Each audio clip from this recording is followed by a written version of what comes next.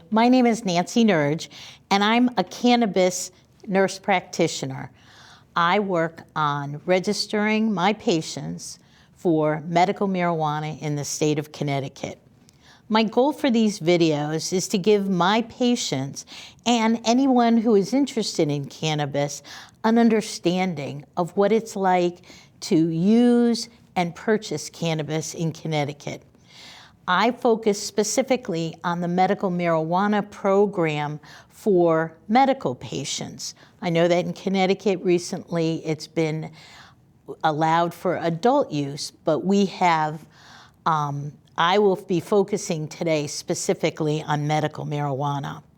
I've formatted today's presentations with question and answers. My patients and prospective patients have asked me these questions, and I'd like to know if that addressed some of your concerns. So the top questions I've answered are, what is the status of legalizing cannabis in the United States? This is a good question which I don't have a really good answer for. The big picture is in the United States, as of February, 37 states, 3 territories, and the District of Columbia allow the medical use of cannabis products. 21 of these states have what's become to known as adult use or over-the-counter. This means you can purchase it without a license. Right now, it's about the money. I wish I had good news about the progress of getting the DEA and the Congress to legalize cannabis, but I remain optimistic. Who is buying cannabis? This surprised me because individuals over 50 are the fastest group of cannabis consumers in the United States. A study published online October of 2020 in the Journal of American Geriatric Society found that of patients surveyed, 15% had used cannabis within the last 3 years, and with half of those users reporting it, using it regularly and mostly for medical purposes. Pain, insomnia, and anxiety were the most common reasons for cannabis use, and for the most part, patients reported that cannabis was helping them to address these issues, especially insomnia and pain. Is medical marijuana covered by insurance? No. Cannabis is still considered federally a Scheduled I drug. This means that according to the government, it is highly addictive and has no medical properties. My opinion is, while it's out-of-pocket expense, I look at how the insurance and pharmaceutical industries practices have gone on so far, and I question whether or not this would be within all of our benefits to have insurance cover it. So how does cannabis today compare to what it was back, say, in the 1990s? Cannabis today is nearly 4 times as potent as it was in 1995. But what do we have today that we didn't have back then? The number one thing for me is testing. We know what's in the products, and we know that the products are safe if they're used as directive. We also have a much bigger variety of products. I'll go through some of those in a few minutes. But the biggest thing that I see us heading towards is research.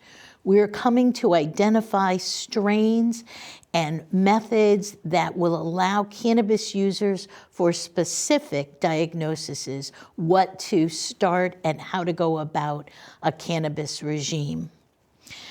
What do you expect from a dispensary with a medical marijuana card?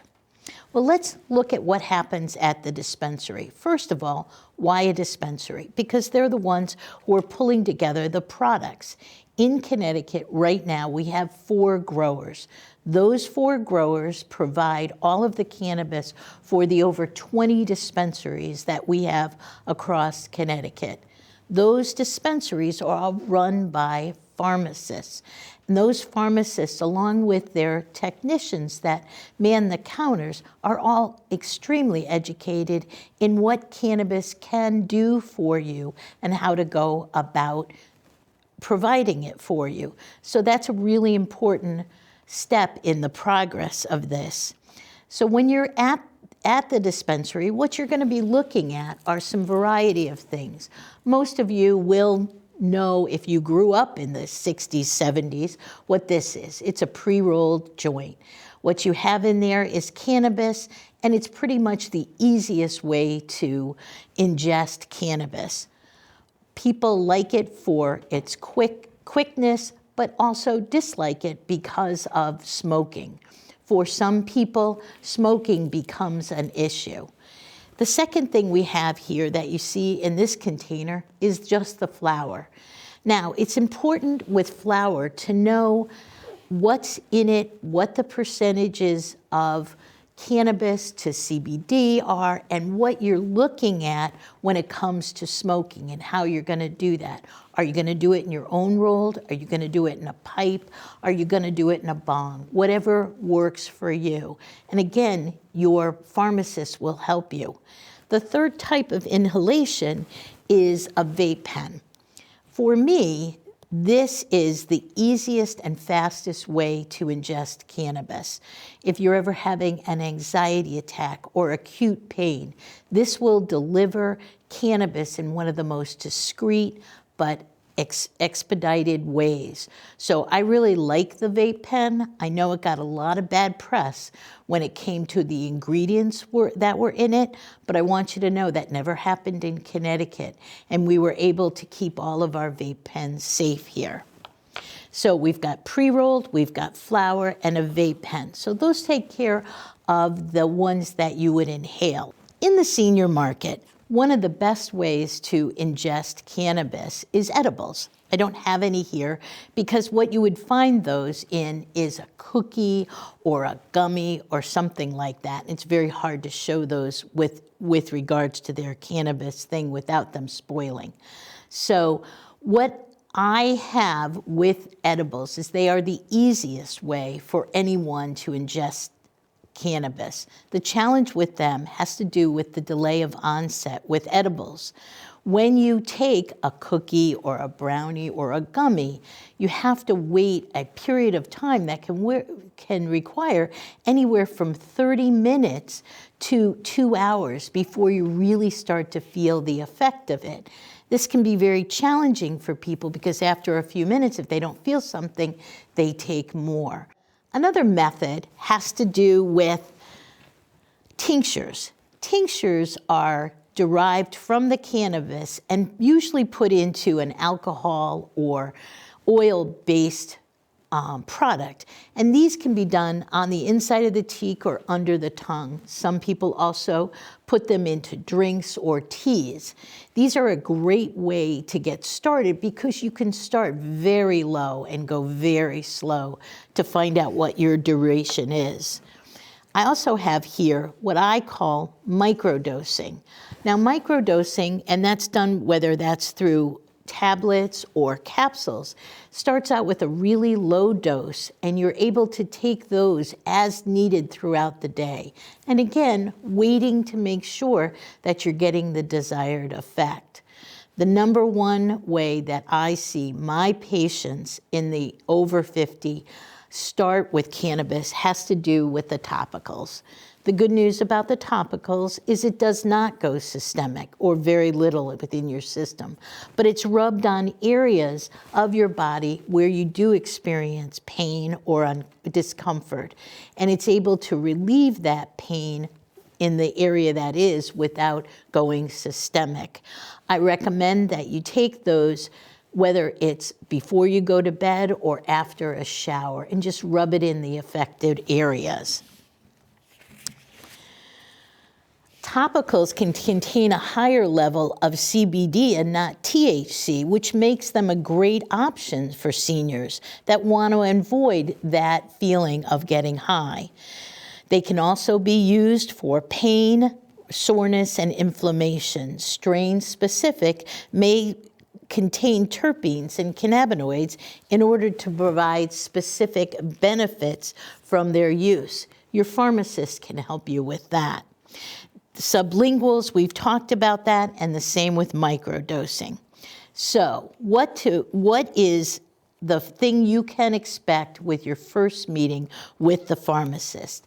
Number one that I advise my patients to do is be honest.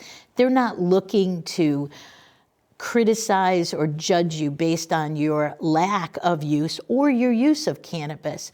But it's really important to tell them exactly what you have tried and how it works for you, or you haven't tried and what you're looking to do. By the time you get to see the pharmacist, you are already have the diagnosis. So what the pharmacist is going to be looking for is, what are you looking for help with? Again, most of it has to do with pain and insomnia, regardless of what the specific conditions are. What you hopefully will do also is review the ways to take cannabis and start discussing with them on what the plan is. Who is eligible for a medical marijuana card in Connecticut? I'll be honest, Connecticut does have online, and I will have this site for you, a great little brochure that you can print out, which talks about how to get a card in Connecticut. It doesn't take much, but it does require some very specific things. First of all, what I recommend is you talk to your provider. It's really important, whether it's your primary care provider, your therapist, or your specialist, what their impressions of cannabis are. I have found over the last 4 years of prescribing, a lot of people are coming, a lot of practitioners are coming around to at least seeing the benefits of what cannabis can do. They may still not want to prescribe or understand what it is, but they definitely see that it's working on some of their patients. They've also got considerations when it comes to opioid pain management. As you know, millions have died with opioids, and so we have some of the toughest restrictions on opioid prescribing. So if you're looking for an alternative to opioids, cannabis may be an excellent one for pain management. You've also got the limitations that that is being put on opioids right now, as well as the documentation. My understanding is they can only prescribe 3 days now for short-term opioid use. Prescribing cannabis for the number 2 reasons is insomnia. Pharmaceuticals for sleep for the over 60 increase fall risk, not to mention side effects. And with cannabis, you can go into a wonderful REM sleep, wake up as needed, and also not feel the long-term effects the next day. A full list of diagnoses can be found on the site, but the top 4 that I work with are pain. Chronic pain is probably the bane of anyone over 50 years old, and that's what I see my older patients looking for relief with. Unfortunately, in Connecticut, PTSD is the only mental health issue that is covered by cannabis diagnosis. So that excludes some things like insomnia and other ones, anxiety, depression. But what we look to focus on with PTSD is to find out what was the event that you feel happened, so that when you have these anxiety, depression, etc., that triggers that. And for most of us, there has been some event or multiple events that have triggered it. I explain PTSD as a range of symptoms. And if you compare it to something like diabetes, you have some diabetics who are able to handle their diabetes with exercise and diet. And then you have those diabetics that need a full insulin regime. And that's the same with PTSD. Some people can manage their PTSD symptoms without any medications through a lot of systems like breathing, relaxation, etc., whereas some need real help when it comes to what's triggered them. One of the things that they have found with PTSD is cannabis does work very well. Cancer. That probably is number 3 on my list, and that's for the symptoms of cancer. cannabis and most oncologists will agree is that cannabis will help with the side effects of chemotherapy, appetite, weight loss, and things like that that happen during a cannabis cancer routine of chemotherapy. The other one that I've seen and increasing and probably has snuck up to 4th on my list is anyone with stomach issues. These are your IBS, your Crohn's, or your ulcerative colitis. We know that these are caused by inflammation, and where cannabis is an anti-inflammatory, we're getting a lot of good research that's starting to happen for all of your GI symptoms. So what's the first thing that you do? You meet with somebody like me who is a provider who is certified to enroll people. There are over 1,600 registered practitioners in Connecticut that are eligible to prescribe cannabis. The dispensaries all have lists of people that they feel work with them the best.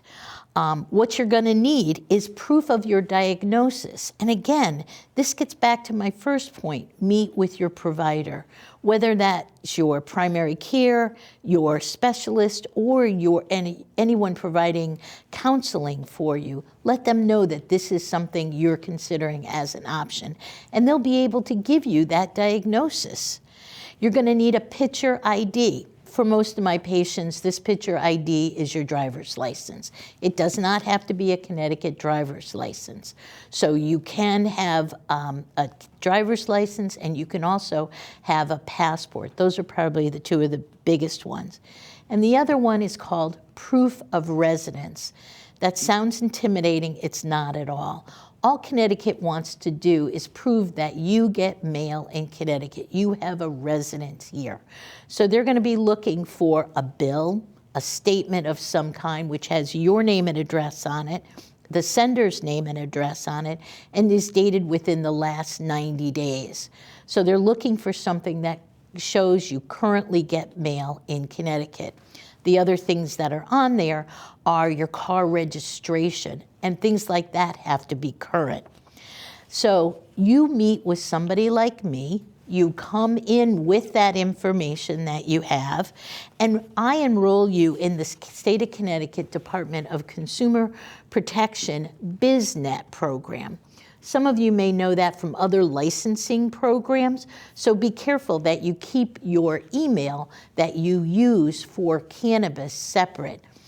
So we enroll you in that program, and you get an email saying patient certification from the state of Connecticut.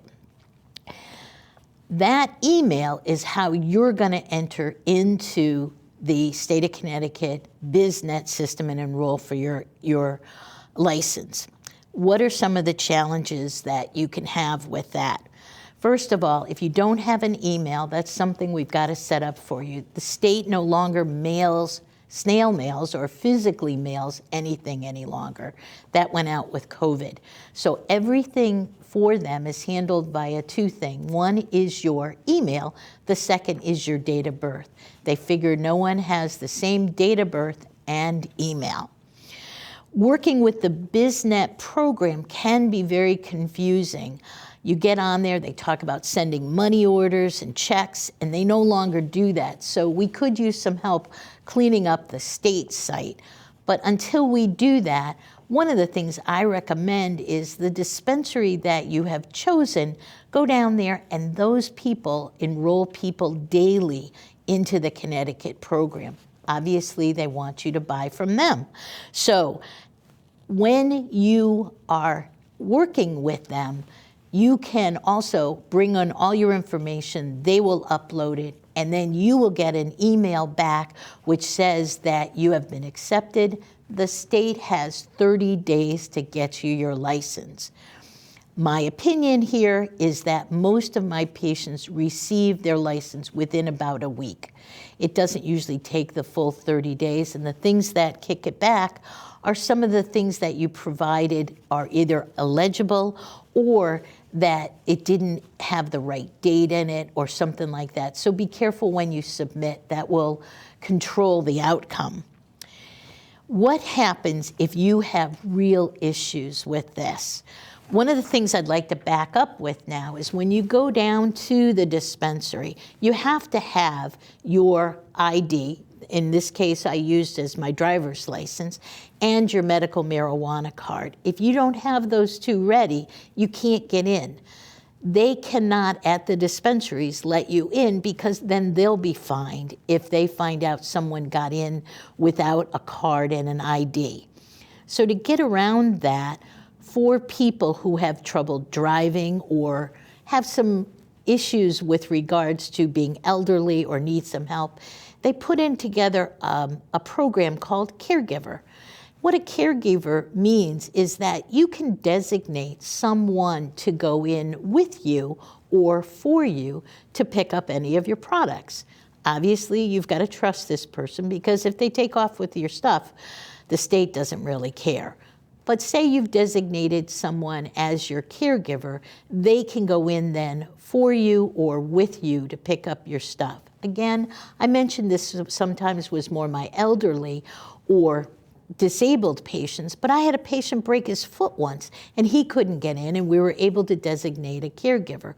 Also, those people with real high anxiety may be going through a period in which they just cannot physically get out of the house at that point in time and need some help getting there. So, in order to enroll a caregiver, you can be a caregiver for only one person in Connecticut. This may change, but as of right now, I believe that's what the law states. That person has to provide an ID very similar to yours, which is a picture ID. They have to do that. They also have to have a working phone number. Not sure on that one why, because I've never had the state call me, nor can you call them, but that's one of the criteria that they list. And when you enroll as a patient, that caregiver enrolls with you on the same thing and is able then to get their license as a caregiver. Now, just recognize, a caregiver cannot order for themselves. A caregiver is strictly someone that orders with a patient and is able to go in with or for a patient. There is right now a $25 registration fee for a caregiver, and this will cover the ability to get that card that's emailed to you. Another question is, how do I choose a dispensary? A complete list of dispensaries is found online with either a Google search or I can provide it at the end of this presentation. Most of my patients choose a dispensary that's proximate to them, something that's close. We are lucky in Connecticut. We do have a real diverse spread of where the dispensaries are located.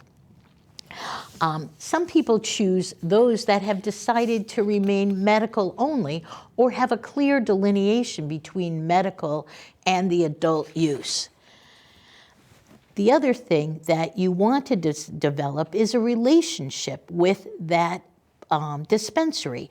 The pharmacist is going to be your real line of defense when it comes to improving your care.